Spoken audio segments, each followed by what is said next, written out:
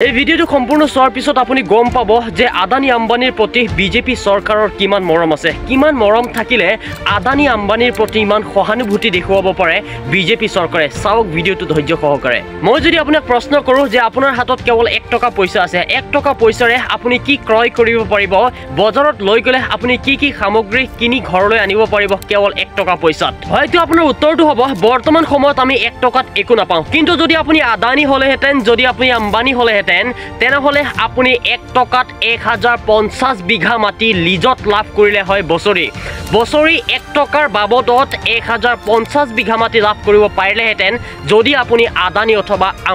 আম্বানী হলেহেতেন বিহাৰৰ ভাগলপুৰ অঞ্চলত বিজেপি চৰকাৰে আদানীৰ তাপবিদ্যুৎ প্ৰকল্পৰ বাবে 1050 বিঘা মাটি গটাইছে বছৰি 1 টকাৰ বাবদত কেৱল 1 টকাত আদানীয়ে বিজেপি চৰকাৰৰ পৰা লাভ কৰিছে 1050 বিঘা মাটি তাপবিদ্যুৎ প্ৰকল্পৰ বাবে এই তথ্য প্ৰকাশ পাইছে দা হিন্দুস্তান নামৰ ৱেবছাইটটিত জানিব পৰা মতে আদানীক গটোৱা 1050 বিঘা মাটিত 10 লাখতকৈও অধিক গছ-গছনি আছে সেই গছ-গছনিসমূহ কাটি তাত স্থাপন কৰা হ'ব তাপবিদ্যুৎ প্ৰকল্প আৰু তাৰ পৰা উৎপন্ন হোৱা বিদ্যুৎ আদানীয়ে অধিক মূল্যত জনসাধাৰণক বেচিব কিয়নো এইটো সঁচা কথা কোনো কোম্পানীয়ে কেতিয়াও নিজৰ লোকচান নাচায় ভাৰত চৰকাৰে আদানীক এই মাটি কেৱল 30 টকা পইচাত 30 বছৰৰ বাবে বছৰি 1 টকা লিজত আদানীক প্ৰদান কৰিছে কেৱল 30 টকা 30 বছৰৰ বাবে ভাৰত চৰকাৰে আদানীক গটোৱা মাটিৰ এই ৰিপৰ্ট চাই একাংশ মিডিয়া হতভম্ব